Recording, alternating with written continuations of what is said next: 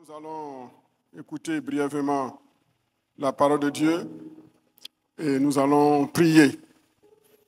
Le Sinaï, c'est d'abord la prière. Nous abordons le troisième sous-thème qui est la gloire de Dieu. La gloire de Dieu. Qu'est-ce que la gloire de Dieu? Comment pouvons-nous aspirer à la gloire de Dieu? Comment pouvons-nous voir la gloire de Dieu se manifester dans nos vies? La gloire de Dieu. C'est de cela qu'il est question. Et c'est ce que nous allons voir brièvement ce soir. Je voudrais vous inviter à vous tenir debout. Et nous allons lire deux versets. Exode 24, verset 16. Exode 24, verset 16. Psaume 24, 7 à 10. Exode 24, verset 16. Psaume 24, verset 7 à 10. Si vous y êtes, nous faisons la lecture. La gloire de l'Éternel reposa sur la montagne de Sinaï, et la nuée la couvrit pendant 6 jours. Le 7e jour, l'Éternel appela Moïse du milieu de la nuée. Le deuxième texte, Psaume 24, versets 7 à 10. Mais nous ne lirons pas tout. Portes, élevez vos linteaux. Élevez-vous, portes éternelles. Que le roi de gloire fasse son entrée. Qui est ce roi de gloire? L'Éternel fort et puissant. L'Éternel puissant dans les combats.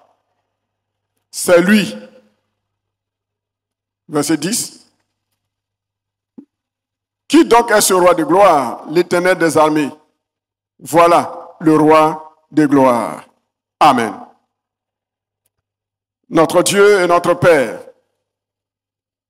nous bénissons ton nom parce que nous voulons connaître ta gloire. Nous voulons expérimenter ta gloire.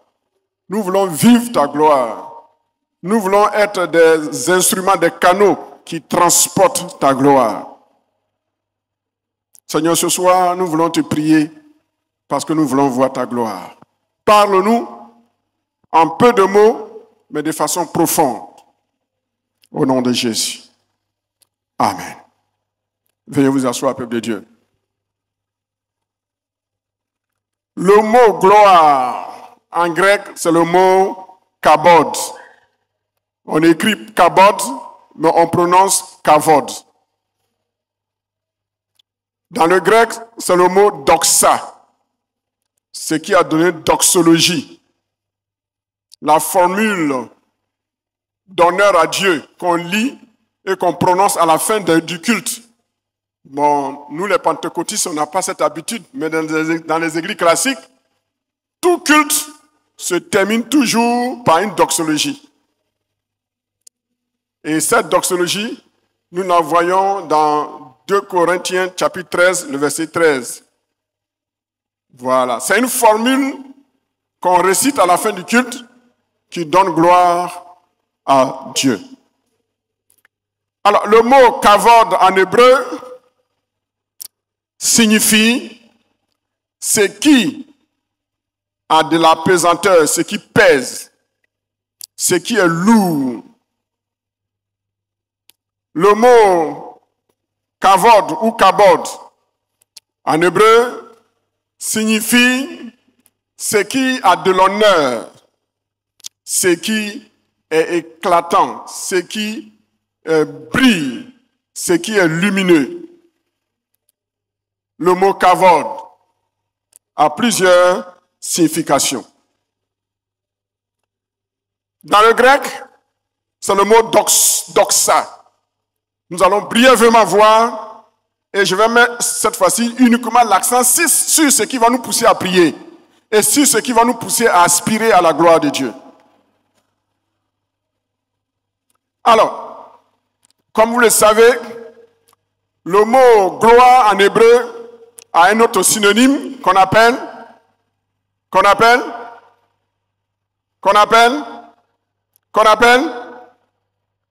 les pasteurs qu'on appelle. Qui a dit ça là-bas au fond?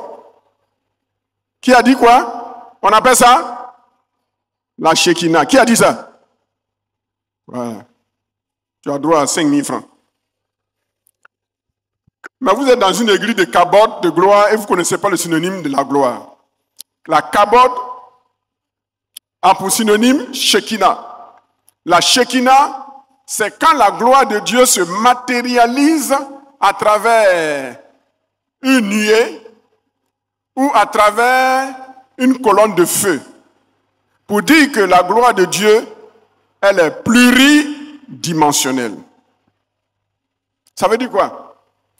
Si toi, tu vois la gloire de Dieu chaque fois que tu jeûnes et tu pries, ça, c'est le domaine dans lequel toi, tu vois la gloire de Dieu. Mais ton voisin, il n'a pas besoin de jeûner et prier pour voir la gloire de Dieu. Mais chaque fois qu'il se met à adorer, à louer le Seigneur, il voit la gloire de Dieu. D'autres personnes, ils voient la gloire de Dieu. Quand ils font un sacrifice financier pour soutenir l'œuvre de Dieu, ils voient la gloire de Dieu. Est-ce que vous comprenez? Donc, la gloire de Dieu se manifeste de façon pluridimensionnelle. Dis avec moi, pluridimensionnelle. Donc, la pluridimensionnalité de la gloire de Dieu veut dire quoi? On ne peut pas dire que la gloire de Dieu a une telle facette, a une telle dimension. Voilà ce qu'il faut faire pour voir la gloire de Dieu. Non. Aujourd'hui, il faut faire ça pour voir la gloire de Dieu. Demain, c'est autre chose. Après-demain, c'est autre chose. Mais il y a un dénominateur commun. Pour voir la gloire de Dieu, il faut être dans la sainteté, la sanctification, et il faut mettre Dieu au centre de tout ce que tu fais. Alors, tu verras la gloire de Dieu. Mais elle a plusieurs facettes. Alors, nous allons voir d'abord, selon les Hébreux, le mot kavod, ce que ça signifie, quelle est sa valeur, n'est-ce pas, pictographique, c'est-à-dire, chez les Hébreux, chaque lettre d'un mot est inspirée. Est-ce que vous comprenez? Chez eux, ce n'est pas le mot qui est inspiré, mais chaque lettre qui compose le mot est inspirée. C'est pourquoi la Bible dit, dans Timothée, toute écriture est inspirée de Dieu. Ici, le mot écriture, ce n'est pas logos, ce n'est pas réma, mais c'est quoi? C'est graphé. Graphé, c'est-à-dire écriture, ce qu'on écrit. Donc, la lettre, chaque alphabet que Dieu utilise pour parler à Moïse, ou que Moïse utilise pour parler à Dieu, ou parler au peuple, chaque alphabet est inspiré. Donc, pour comprendre la valeur, la teneur d'un mot, il faut d'abord voir ce que le mot signifie, mais il faut voir le mot est composé de quel type de lettre et quelle est la valeur de chaque lettre. Et je vous ai enseigné ici qu'en hébreu, chaque lettre est un alphabet, est une lettre. Mais la lettre est encore quoi? A une valeur algébrique, c'est-à-dire un chiffre, un code. Ça peut être 1, 2, 3, jusqu'à 300. Mais aussi, troisièmement, chaque lettre a quoi? Est une image, est un concept. Est-ce que vous comprenez? Donc, pour voir la richesse d'un mot en hébreu, il faut tenir compte de tout. Pour faire une bonne exégèse, c'est-à-dire expliquer le verset par d'autres versets, il faut tenir compte de ce que les Hébreux appellent la gématrie, la gématria. Gématrie, ça veut dire l'étude de la valeur accordée au chiffre ou au nombre appliqué à un mot ou à une lettre. Est-ce qu'on se comprend? Est-ce que c'est clair? Tout le monde me comprend? Je veux dire quoi? Pour comprendre la valeur d'un mot, en hébreu, il faut décomposer ce mot en ses différentes lettres. Et chaque lettre est une lettre. Chaque lettre est un chiffre ou un nombre. Et chaque lettre est un concept, est un mot. Est-ce que vous comprenez? Est-ce que vous me comprenez? Ok, on peut démarrer. Donc, pour comprendre le mot kabod, gloire, ou kavod, La première consonne, le mot est composé de 3 consonnes. Le K, le B et le D. Ou bien le K, le V et le D. Alors prenons la première lettre. Le K, que les Hébreux appellent le Kaf. Le Kaf véhicule l'image d'une paume. Une paume. Ou bien une coupe. Ou bien un récipient. Donc, c'est le symbole du creux de la main. Vous voyez, le creux de la main de quelqu'un, ça forme une cuvette. Ou bien ça forme un récipient ou un verre. Donc, le kaf, qui est le K, sa valeur numérique, c'est 20. Compte tenu du temps, je ne vais pas rentrer dans le détail parce que je veux que nous prions ce soir. Le kaf signifie celui qui est dans le creux des mains de Dieu. C'est le symbole aussi de la pomme ouverte. La pomme ouverte, ça dit quelqu'un qui est prêt à recevoir quelque chose de Dieu. Est-ce qu'à ce Sinaï, tu es prêt à recevoir quelque chose de Dieu? C'est ça le cas.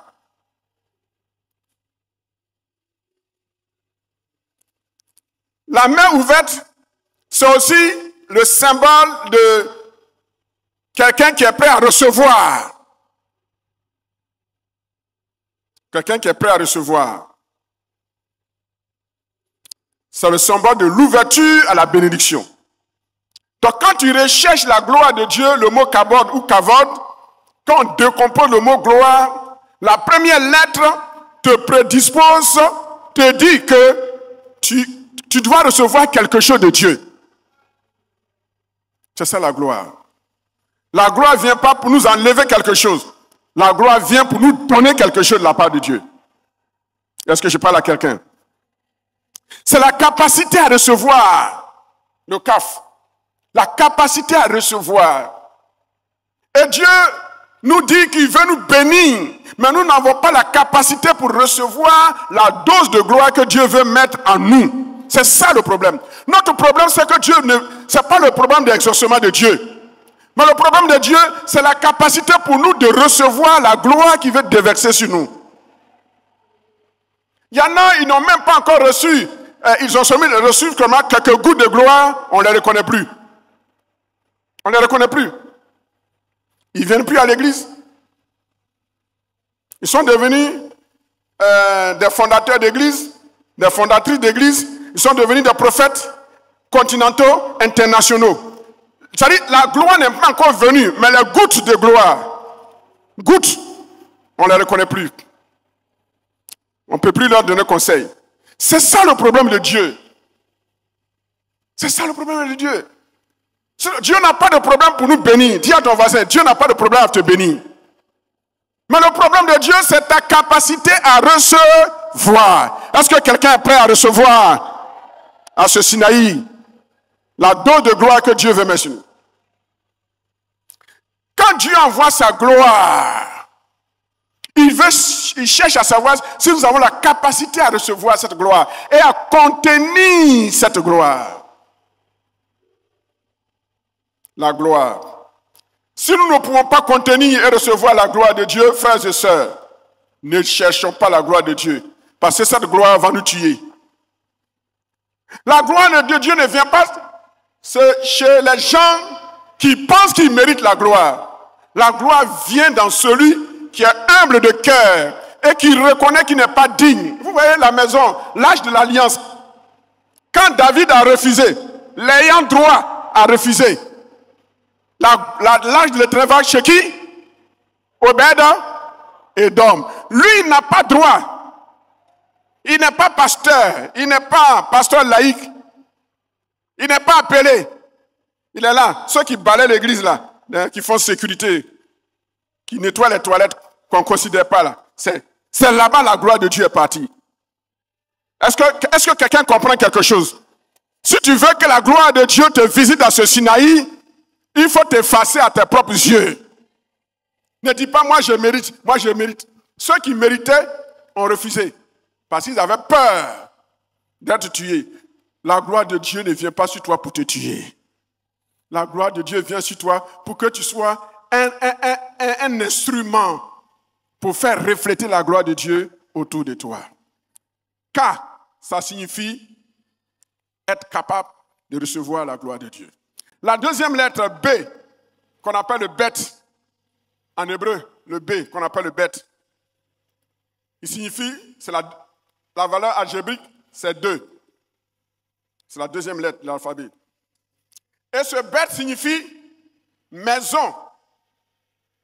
C'est de là venu le mot Bethel. Beth et elle. Beth et Élie. Maison et Élie. Donc maison et Dieu. Maison de Dieu. C'est de ce Beth qu'est sorti Bethléem, Bethanie, Bethphagée, Beth maison. Quand la gloire de Dieu vient, la gloire de Dieu cherche une maison où elle veut se localiser. Est-ce que ta vie est une maison où la gloire de Dieu veut se localiser à ce Sinaï? Est-ce que ta famille est une maison qui aspire à recevoir la gloire de Dieu? Pour que la gloire de Dieu vienne dans une maison, il faut que cette maison soit une maison de paix, pas de palabres. Une maison de paix, une maison de justice. Beth signifie la maison. Beth signifie l'environnement. L'environnement. Quand la gloire de Dieu vient sur nous, c'est pour influencer notre maison d'abord, ensuite notre environnement immédiat et notre environnement lointain. Quand la gloire de Dieu vient sur une église, ce n'est pas pour l'honneur de l'église, mais c'est pour que cette église soit un instrument entre les mains de Dieu, pour que la gloire de Dieu soit vue dans les autres dénominations et dans la nation. Mais aujourd'hui, les églises cherchent la gloire de Dieu pour elles-mêmes. C'est nous, église de ceci, église de ceci.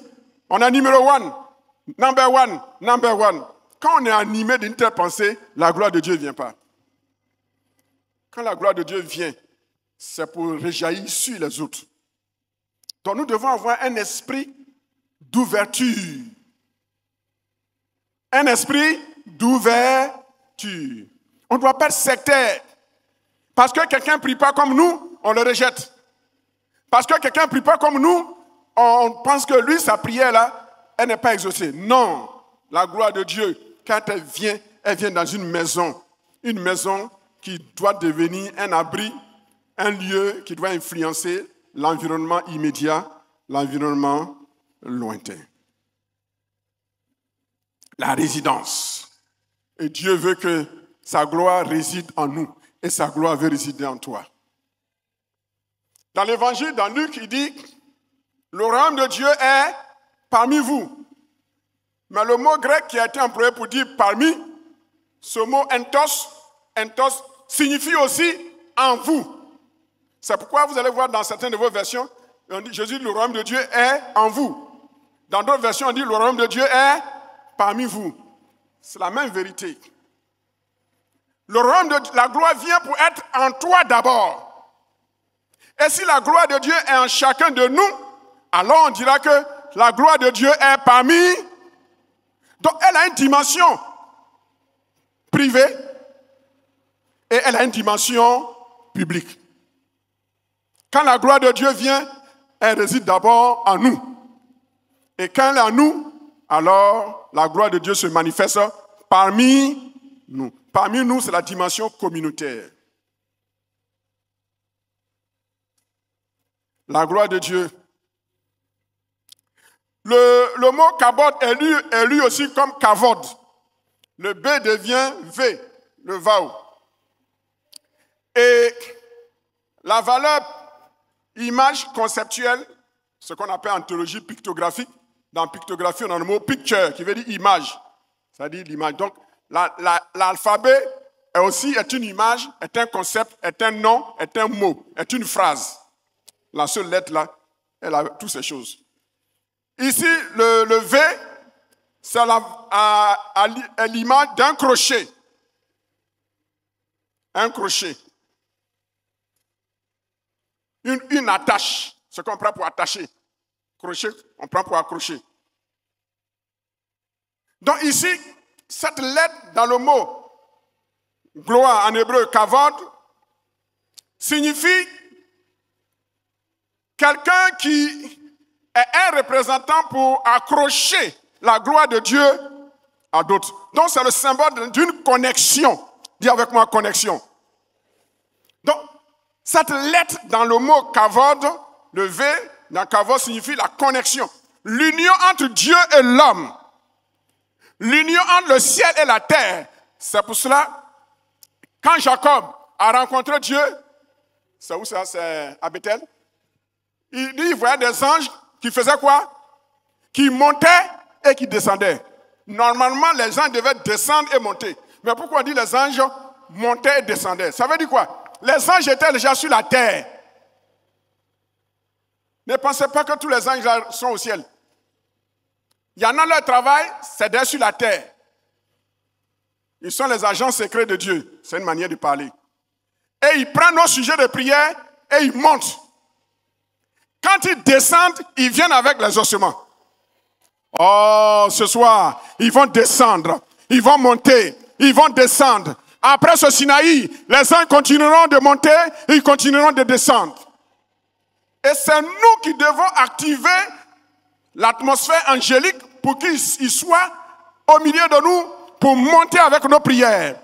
Là où on recherche la gloire de Dieu, les anges de Dieu sont toujours présents. Et ils font des choses extraordinaires. Oh, ma prière, c'est que Dieu nous aide. Qu'on revienne à la vision de notre premier Sinaï. De nos premiers Sinaï.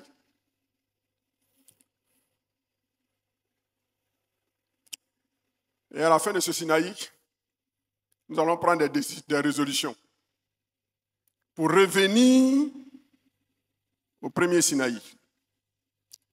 Où le programme de 15 heures était le programme prisé par tous. Parce qu'on voyait la gloire de Dieu qui se manifestait. Alors quand on parlait de la plénière de la nuit, à partir de 18 heures, la salle était déjà remplie. Il faut que nous recherchions cette gloire. Et c'est le pasteur principal, le leader principal, qui doit frayer le chemin pour cette gloire. On s'est un peu éloigné des idéaux du Sinaï. Et j'assume la pleine responsabilité. Il faut qu'on revienne au Sinaï premier. On n'avait pas besoin de gesticuler, de transpirer pour que les malades soient guéris. La gloire descendait. Quelqu'un qui a un bras paralysé, engourdi, dans une civière, il tend sa main, il est guéri. On apporte les malades sur des civières. Dernier stade d'insuffisance rénale, avec son linceul blanc, parce qu'après le culte, la personne pensait qu'elle allait mourir, et puis en même temps on l'accompagne avec son linceul blanc à la mort, au tombeau, au cimetière. Et le Seigneur touche la personne s'élève, elle est guérie pour toujours. Où est ce Dieu? Où est-il parti? Pourquoi on ne voit plus la gloire de Dieu? Posons-nous la question. Ce soir, que chacun se mette en cause. Je suis le premier. Qui est le deuxième? Qui est le troisième? Qui est le quatrième? Il faut qu'on recherche la gloire de Dieu. Le Sinaï n'est pas une plateforme d'enseignement. Mais j'ai fait du Sinaï une plate d'enseignement. Le Sinaï est une plate de démonstration. La gloire. Kavod. Connexion. Dis à ton voisin, dans quelques jours, dans quelques heures, la gloire de Dieu qui va descendre sur moi, je vais te connecter à cette gloire. Je vais te connecter à cette gloire. Je vais te connecter à cette gloire. Je vais te connecter à cette gloire. Tu n'auras plus besoin de crier, de gesticuler, de te gosiller. Et la gloire de Dieu va descendre. Oui, l'atmosphère prophétique. Donc, le V, le Vau, nous parle de la connexion, le crochet. Quelqu'un te touche. Il est comme électrocuté par l'onction de Dieu qui est en toi. Et puis, la maladie, ça va. Quelqu'un, il a un démon en toi. Le démon là ne se manifeste pas. Tu es à côté de lui, il s'est trompé, il t'a touché net. Il est comme électrocuté. Le démon commence à se manifester. Ça va arriver. Je dis ça va arriver. Je dis ça va arriver. Ça va arriver. Est-ce que tu es là? Dis, homme de Dieu, pousse un peu. La troisième lettre, D. D, en grec, c'est le dalet. Dalet. Le D, c'est la quatrième lettre de l'alphabet. Sa valeur, c'est 4. Et sa valeur conceptuelle, sa valeur en tant qu'image, en tant que nom, en tant que mot, le D nous parle de la porte, le battant de la porte, le chemin par lequel on passe, la porte. C'est un mouvement vers. Quand la gloire de Dieu vient, tu deviens une porte par laquelle cette gloire se manifeste pour contaminer l'extérieur. Dis à ton voisin, je suis une porte. Je suis une porte de la gloire de Dieu en mouvement. Par toi, quelqu'un est connecté à Dieu. Quand la gloire de Dieu est sur toi, tu deviens un point de connexion, mais tu deviens également comme un chemin qui conduit les gens à Jésus. Quand Jésus dit « Je suis le chemin, la vérité, la vie », ça veut dire quoi? Il est la porte. Nul ne vient au Père que par moi. Et quand la gloire de Dieu est sur toi, la personne a beau prier dans des différentes églises papillonnées partout auprès des prophètes des continents, des galaxies, mais quand il vient, quand il te rencontre, quand la gloire de Dieu est sur toi, quand il te rencontre, ce qu'il n'a pas pu avoir en 10 ans de prière, en une seule minute de prière, en 1 heure de prière, en 1 jour de prière, en 1 semaine, sa vie est transformée. Et il te dit, mais c'est si facile que ça? Oui. Quand la gloire de Dieu n'est pas là, c'est difficile. Mais quand la gloire de Dieu est là, c'est facile. La porte, kavod. En résumé, kavod signifie la capacité de recevoir et de contenir la gloire de Dieu. Kavod signifie la maison, la demeure, l'endroit où réside la gloire de Dieu, où la gloire de Dieu doit résider. Kavod signifie le crochet, la connexion, l'union entre Dieu et l'homme, l'union entre l'onction de Dieu et l'homme, l'union entre la gloire de Dieu et l'homme. Et Kavod signifie la porte, l'accès à la présence de Dieu.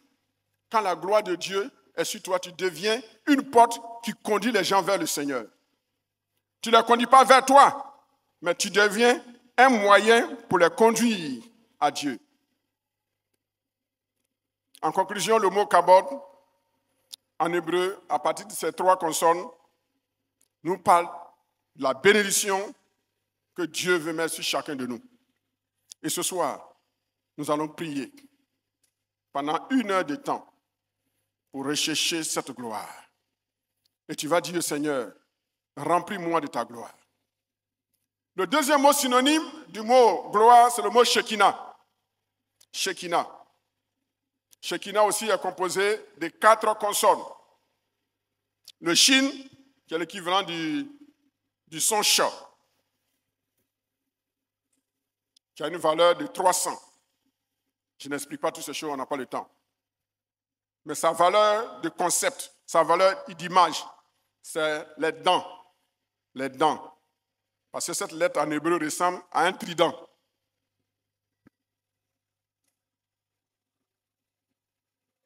Et cette lettre nous fait penser à ce qui coupe, mais en même temps aussi à ce qui joint. Ce qui coupe, parce que c'est la dent, mais en même temps aussi ce qui joint. La deuxième lettre qui nous permet de comprendre la valeur hébraïque du mot Shekinah, c'est le cas, on vient d'expliquer. Donc, savoir couper, savoir joindre pour recevoir une dose de bénédiction. La troisième lettre, le N. Le N, que les Hébreux appellent le Nun. Sa valeur numérique, c'est 50. Mais je n'explique pas, compte tenu du temps. Mais sa valeur pictographique, en image et en nom ou en mot, cette lettre signifie le poisson. Le poisson, dans la Bible, est le symbole de la vie. Quelque chose que Dieu a créé, qui est dans l'eau. Le poisson, c'est un vertébré, non? Il a des vertèbres? Oui. Qui vit dans l'eau. Il est à l'aise quand il est dans l'eau. En dehors de l'eau, il meurt. Et en grec, le mot poisson, les différentes lettres qui servent à écrire le mot poisson, ictus, ces lettres sont les premières lettres de la phrase suivante.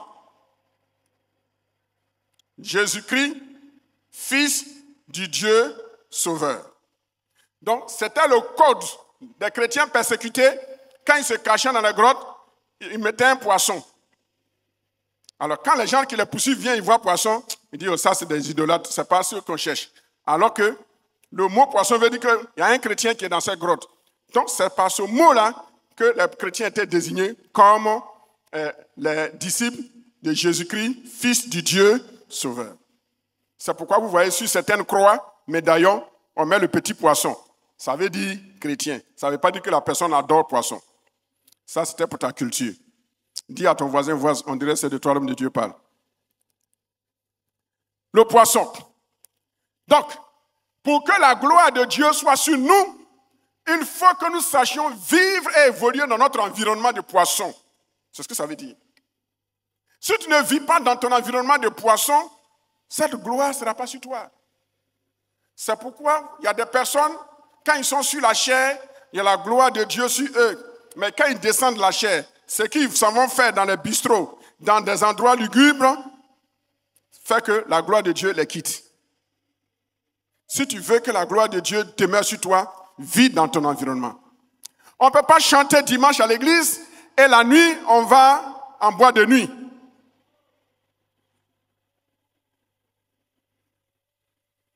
Non, tu ne peux pas. Tu ne peux pas rechercher la gloire de Dieu et divorcer avec ta femme pour aller épouser une autre femme. Et la gloire de Dieu est toujours sur toi. Vous pensez que c'est la vraie gloire de Dieu? Quand tu ne vis pas bien, Dieu enlève sa gloire sur toi. Très important. Et la troisième consonne qui explique le mot Shekinah, c'est le H, le He. Sa valeur, c'est 8. Et sa valeur en concept, en image, c'est... Cette lettre nous parle de coudre, mais aussi trier.